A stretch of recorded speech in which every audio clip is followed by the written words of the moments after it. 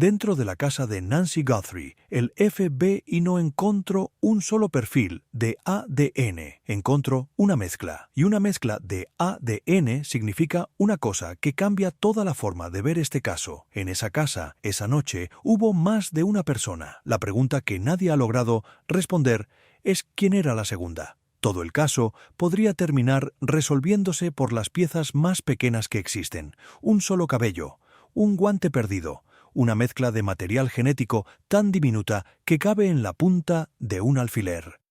Y, sin embargo, una de esas piezas podría ser la que finalmente ponga un nombre al hombre de la máscara. La mujer en el centro de todo tiene 84 años. Es la madre de Savannah Guthrie, presentadora del programa Today. Se la llevaron de su casa en Tucson, Arizona, la madrugada del 1 de febrero. Eso ya se sabe de memoria. Lo que merece una mirada nueva es el rastro físico que dejó el crimen, porque ese rastro es a la vez sorprendentemente pequeño y posiblemente suficiente para resolverlo todo. Empecemos por lo que se confirmó. En la escena se hallaron manchas de sangre y los análisis confirmaron que esa sangre era de Nancy. Ese solo dato ya es duro, porque habla de violencia desde el primer momento dentro de su propia casa. Pero junto a esa sangre, los investigadores recogieron otras pruebas y entre ellas hay una que destaca por lo que implica una muestra de ADN mezclado, es decir, material genético de más de una persona en un mismo lugar. El ADN mezclado es una de esas frases que suenan técnicas, pero que cargan un significado enorme. Cuando los laboratorios hablan de una mezcla, quieren decir que en una misma muestra aparecen las firmas genéticas de 2 o más individuos. En el contexto de un crimen, eso puede apuntar a varias cosas. Puede ser el ADN de la víctima junto al de su agresor. Puede ser contaminación inocente, de personas que vivían o visitaban la casa.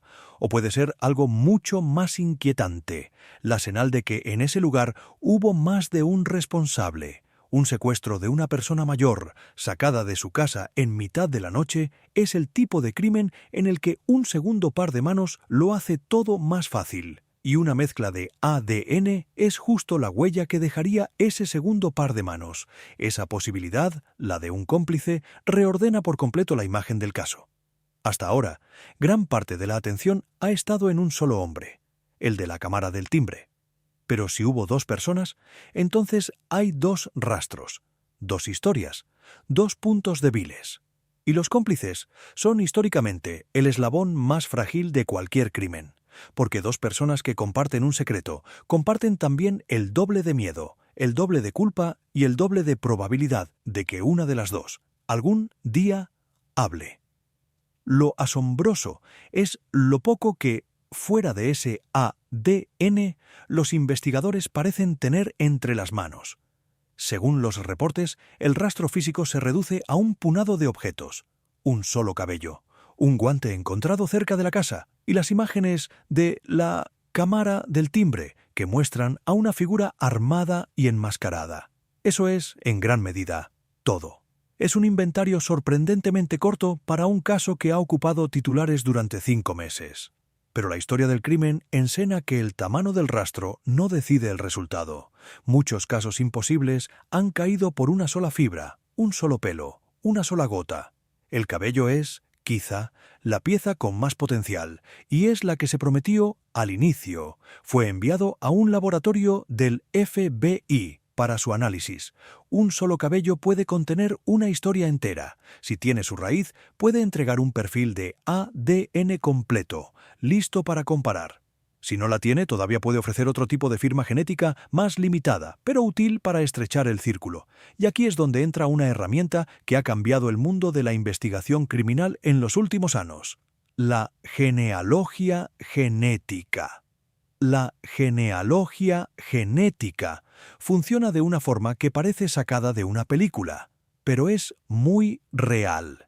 Se toma un perfil genético desconocido, el del sospechoso, y se compara con los enormes árboles familiares que millones de personas han construido en páginas públicas para buscar a sus parientes y conocer sus orígenes. Aunque el sospechoso jamás haya subido su propio ADN a esas páginas, basta con que lo haya hecho un primo lejano, un tío, una rama de su familia.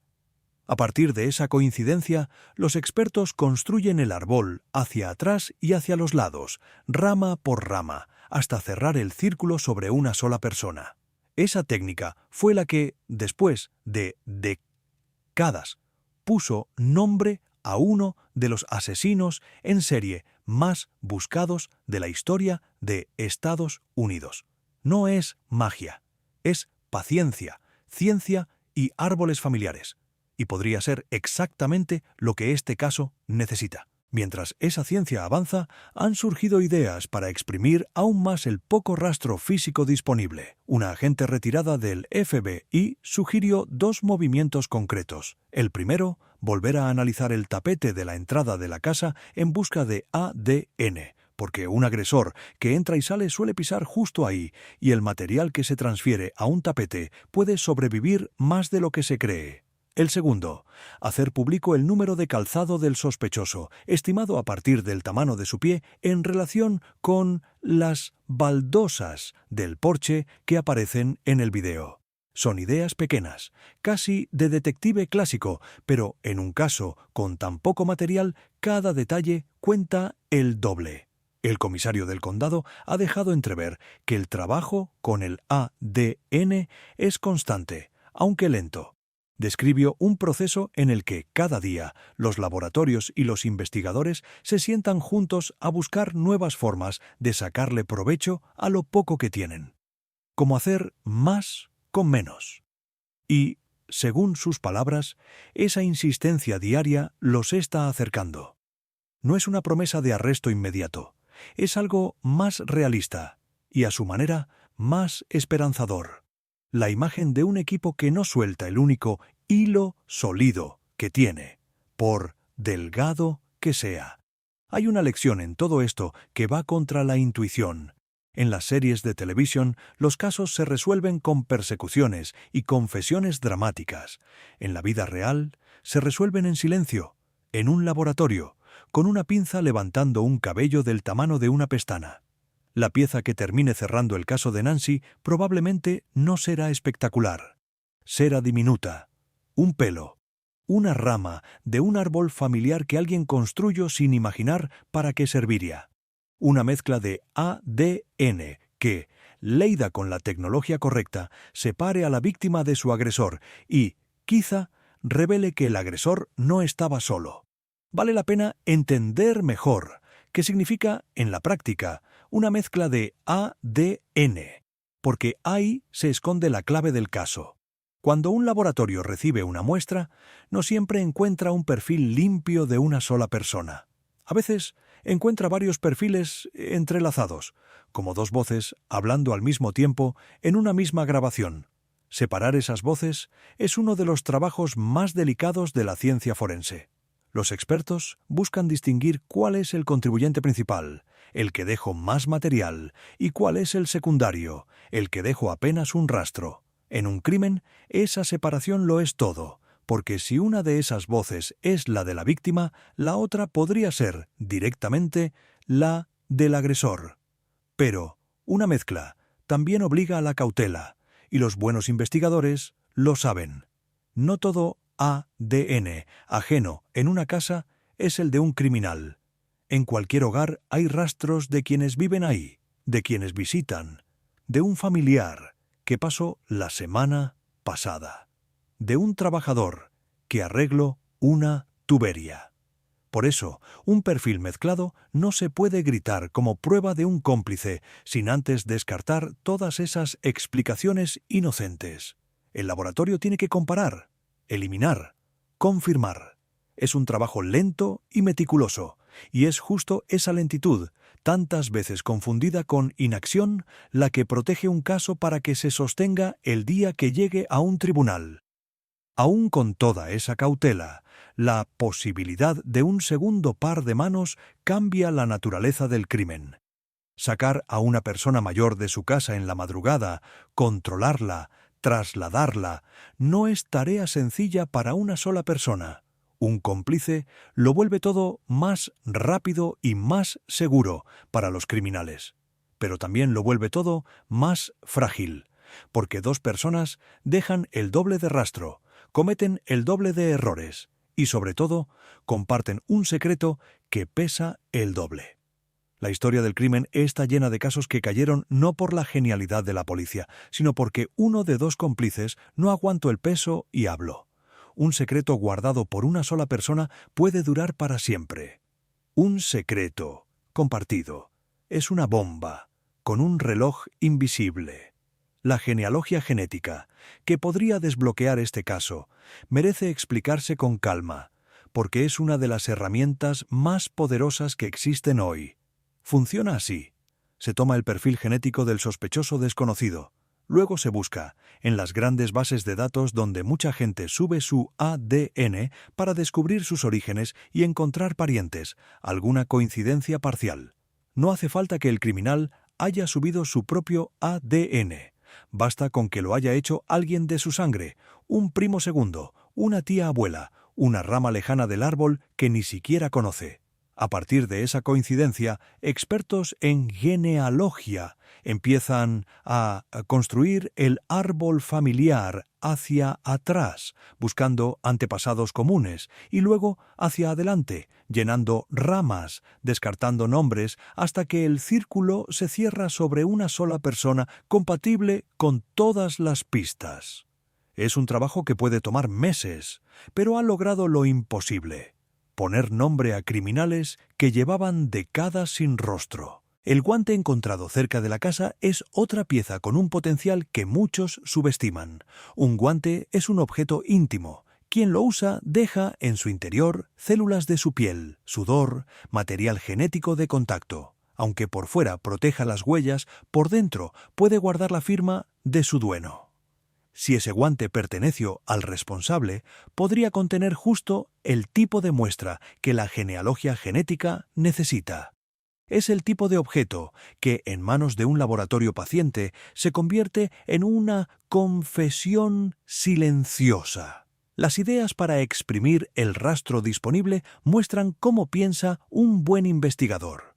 Volver a analizar el tapete de la entrada no es un capricho, es reconocer que un agresor que entra y sale, pisa, casi siempre, ese mismo punto, y que el material que se transfiere a una superficie así puede sobrevivir más de lo que la gente imagina.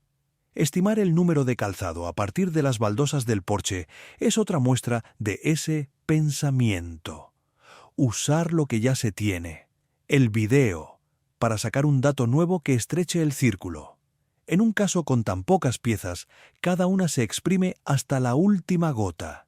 El comisario del condado ha descrito el trabajo con el ADN como una conversación diaria entre los laboratorios y los investigadores, una búsqueda constante de nuevas formas de sacarle provecho a lo poco que tienen.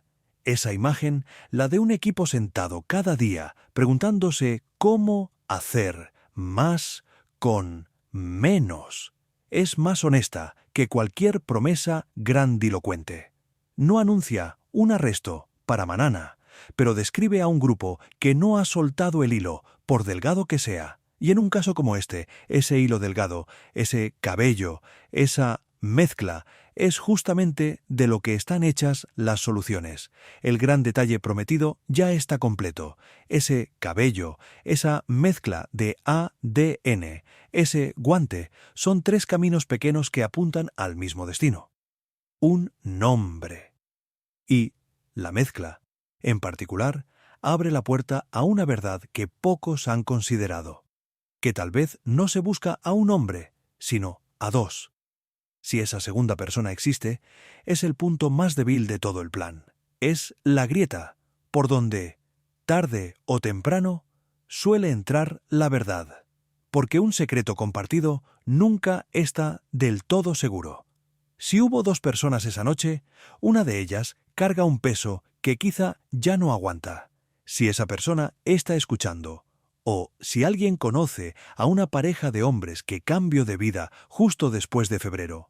La línea del FBI es 1800C ALLFBI, completamente anónima. La recompensa supera el $1.200.000 y sigue sin reclamarse. Suscríbete y activa la campana para seguir cada avance del laboratorio. Y deja en los comentarios lo que piensas. ¿Esa mezcla de ADN significa que hubo un cómplice?